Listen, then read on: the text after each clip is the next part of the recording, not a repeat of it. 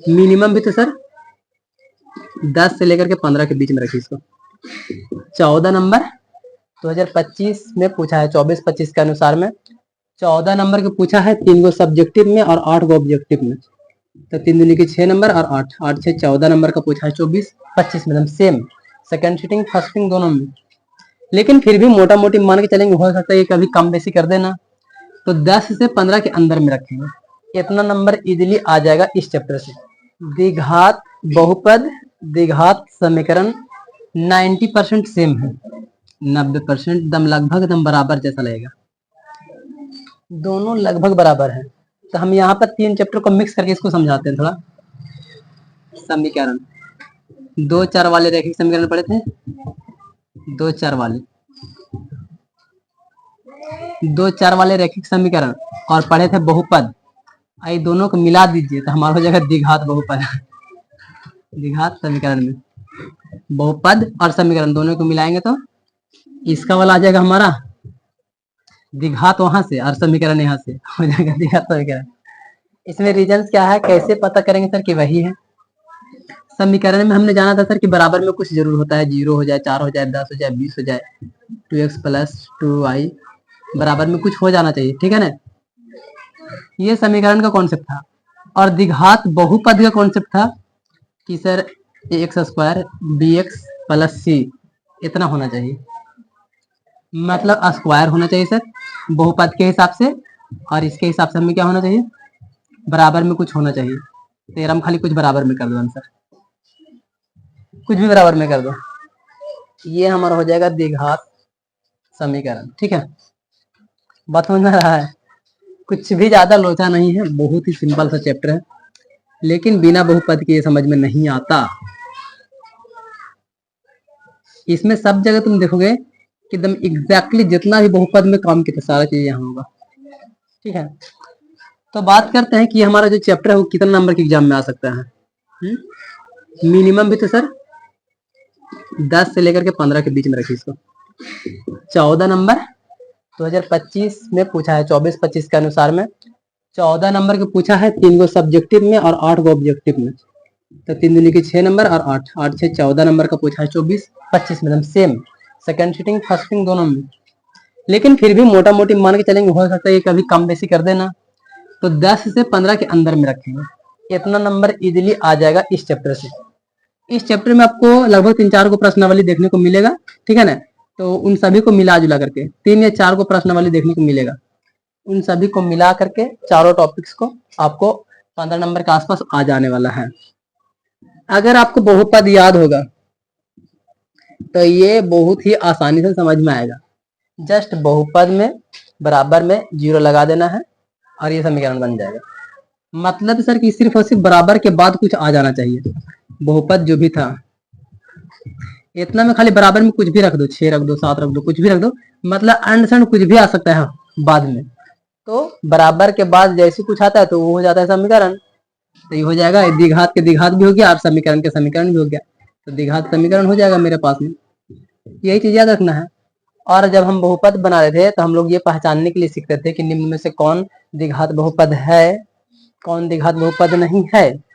तो उसको हल करते थे और देखते थे भाई कि है भी कि नहीं है। तो लगता था कि हाँ इतना जैसा है, ax² + bx + c ऐसा लगता था, तो कहते थे कि हाँ है।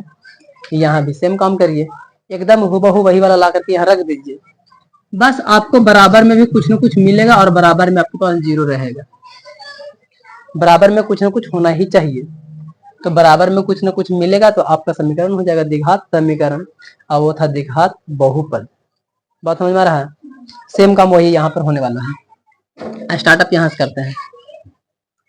ax² + bx + c a = not 0। हमने हमेशा जाना सर कि a के वैल्यू कभी भी 0 नहीं होना, ये 0 हो जाएगा तो फिर ये पूरा गायब हो जाएगा, तो फिर द्विघात रहेगा कैसे, कभी भी a का वैल्यू 0 नहीं होना चाहिए। इस प्रकार से हम लोग द्विघात बहुपद पढ़े थे। इसमें खाली एक ही चीज ऐड कर देना है सर, क्या, शून्य। शून्य तुल कर देते हैं, माने कि बराबर में अगर हम शून्य लगा देते हैं तो वो ऑटोमेटिक है सर द्विघात समीकरण बन जाता है। मतलब द्विघात बहुपद से डायरेक्टली द्विघात समीकरण, खाली 0 लग गया बराबर में और कुछ भी चेंजेस नहीं हुआ है। मतलब जितना चैप्टर वहां पढ़े थे वही चैप्टर में यहाँ आराम से इजीली नंबर आ जाएगा। और खाली आपको ये पहचानने के लिए 2 नंबर आराम से दे देता है।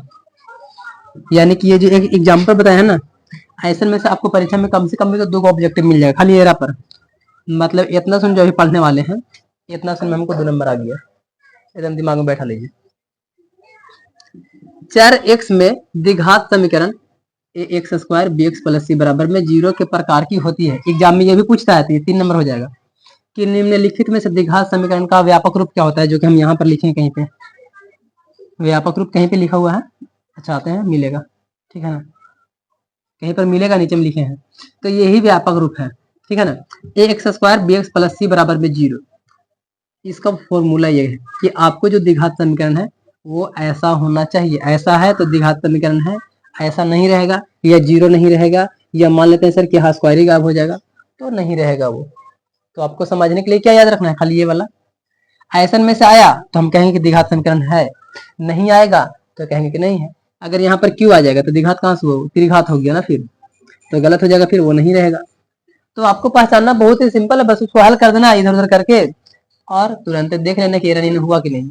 एरर हुआ तो है, नहीं हुआ नहीं है, आंसर हो जाएगा। ऑब्जेक्टिव यही होता है बस, और कुछ नहीं।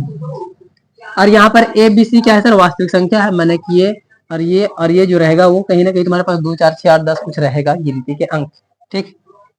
ए का वैल्यू कभी 0 नहीं होना चाहिए, नहीं तो पूरा का पूरा मामला खत्म हो जाएगा। एग्जाम्पल फॉर सर कैसन रह सकता है, देखो 2x square plus x minus 300 बराबर 0, ये हमारा द्विघात समीकरण है। देखने में लग रहा है सर स्क्वायर भी है, फॉर्मूला मैच कर रहा है सर, x भी है और प्लस में यहाँ पर भी है, बराबर में 0 भी।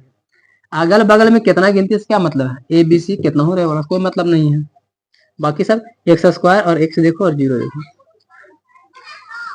हमने एक चीज बोला है सर कि खाली इसके वैल्यू में 0 नहीं होना चाहिए, नहीं तो फिर द्विघात नहीं रहेगा। कभी कभी ऐसा हो सकता है 2x स्क्वायर प्लस में खाली 2 रहेगा तो द्विघात है या नहीं है, यहाँ पर कंफ्यूजन क्रिएट कर सकता है। ऐसा सिचुएशन में तो ऑप्शन देखते हुए हम लोग काम करेंगे। अगर हम यहाँ पर ये लिख सकते हैं सर 2x स्क्वायर प्लस में 0x प्लस में 2 बराबर में 0, ऐसे करके अगर लिखते तो मेरा हो सकता था ना, हो सकता था, एकदम हो सकता था। तो संभावना देखेंगे, जैसा क्वेश्चन का हमारा रहेगा ऑब्जेक्टिव में वैसा बनाएंगे, ठीक है। आगे बात करते हैं, ये हो गया, ये भी एग्जांपल्स देख लो।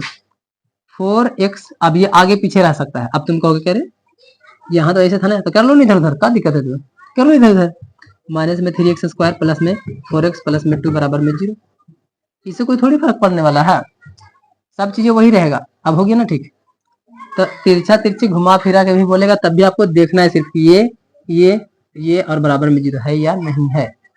अगर यहाँ सी नहीं रहेगा तो कुछ ना कुछ प्लस में 0 रख लेंगे, क्या फर्क पड़ता है, मतलब ये होना ही चाहिए हमारे पास में। एक देखा हो गया, हाँ ये वाला भी एक 1 माइनस में 300। अब एक में लगेगा, अरे 100 है, ये नहीं है, शायद हमको भी लगता है भुला के क्या लिखना। 1 माइनस में स्क्वायर प्लस में, हाँ ठीक है।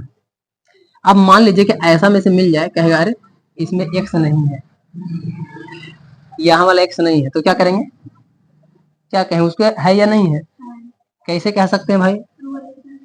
देखो ये देख सकते हैं इधर में 301 और इजिली हो जाएगा सर, माइनस में एक्स स्क्वायर प्लस में 301 रहेगा, ये बराबर में 0।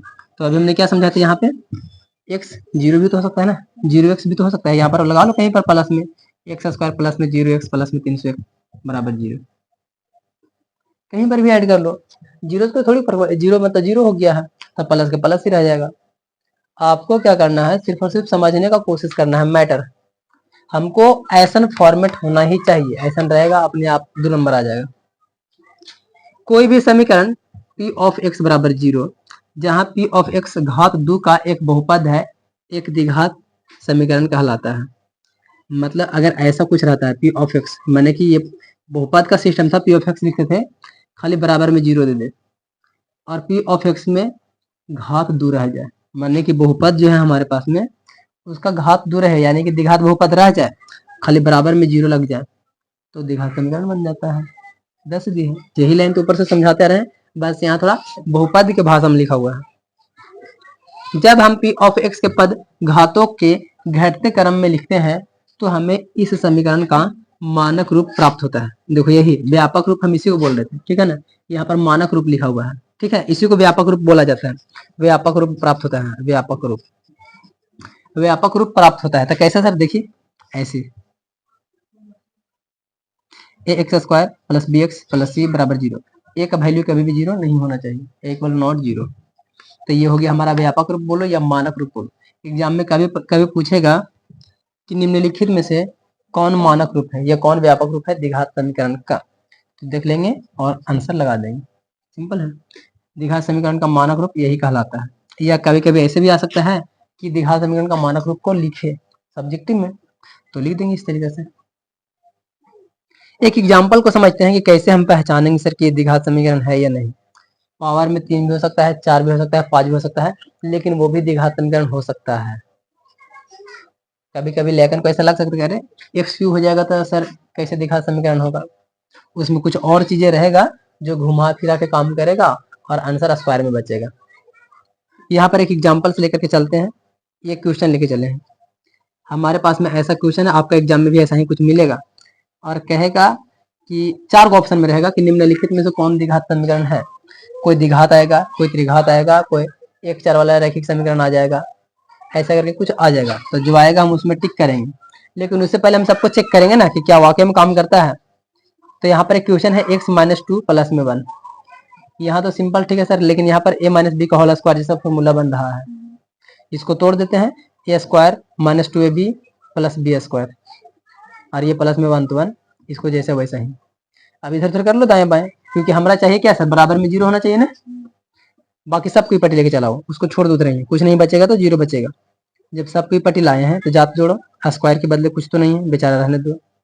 माइनस में 4x, माइनस में 2x, माइनस में 6x, 5 3 8 हो गया एकदम सेम टू सेम मानक रूप जैसा। तो इसको हम क्या बोलेंगे सर, यहाँ लिख दिया है यह a x square b x plus c बराबर 0 के प्रकार का है, अतः दिया गया समीकरण एक द्विघात समीकरण है, अतः हम इसको द्विघात समीकरण कहेंगे। आपका सिर्फ ये एग्जाम्पल से आपको 2 नंबर पक्का हो गया, 100% श्योर रहिए कि एग्जाम में आ जाएगा, कोई भी क्वेश्चन आ सकता है, ठीक है।